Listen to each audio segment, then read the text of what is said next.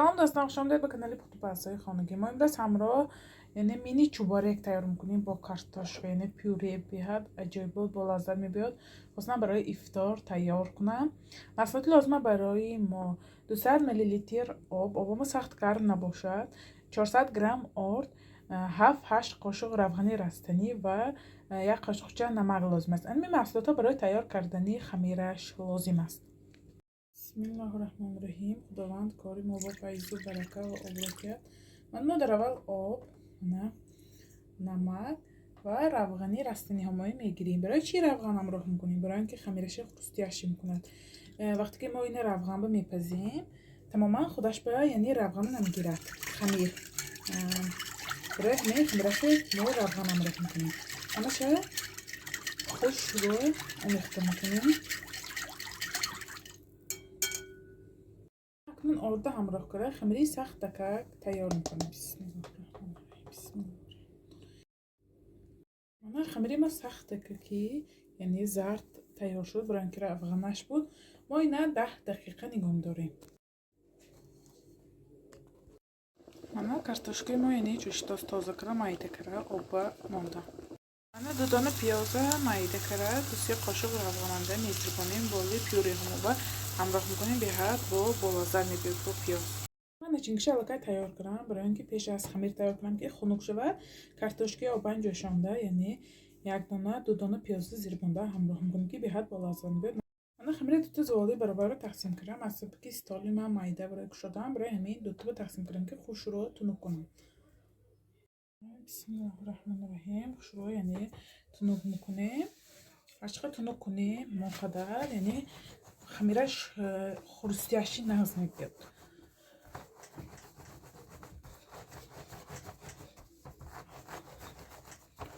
طرز کشادنش به حد ناز از سببی که روغنش خمیرش به آرد زده کشانگر تماما یعنی نمیچسبد یک دیگریش به.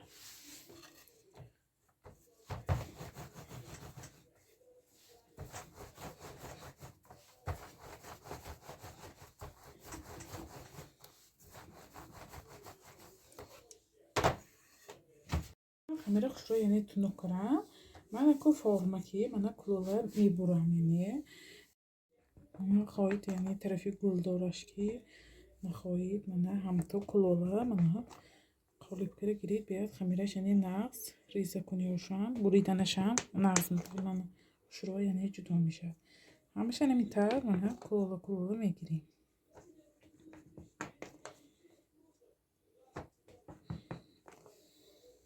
نمیتر همیشه من بریده گرفتم یعنی از یک قسمی خمیرمان می روی ستال به 40 دانه شد با اضافهش جمع کرده ماندم.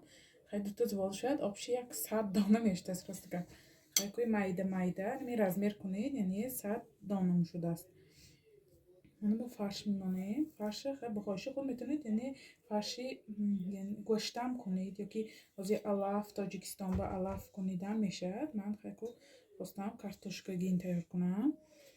بسیار تر نچینکشی منم که به حد ناز میبود یعنی کارتوشکاگینم. همش به نچینکا گذاشتم اصلا که یعنی خمیرمای تونک کنیم. من کمتر لباشه یعنی شاتککی تر میکنیم برای خوشرو قپیدن تر کنیم در خوشرو یعنی اگریش به خمیر میچسبد خوشرو برابر کرد. من محکم کرده میتونید یعنی ویلکیزی کنید یا که هم تو دستان که نمیتونه محکم کردگی پزیدن میشه. من خیلی ویلکیزی میکنم بیاد خمیرش یعنی ریزانکی نقص میبید نه نمیتونه بیاد آسان طرز تیار کنیش تماما قین نیه. بسم الله الرحمن الرحیم. میاندازیم یعنی روغن بکنید شروع من نمیتونه یعنی سبک میگیریم بکنید خیلی شروع سبک شد.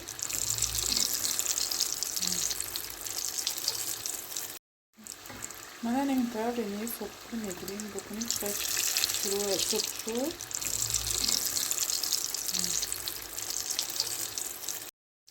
من همه نمیتونه سبک میبادره.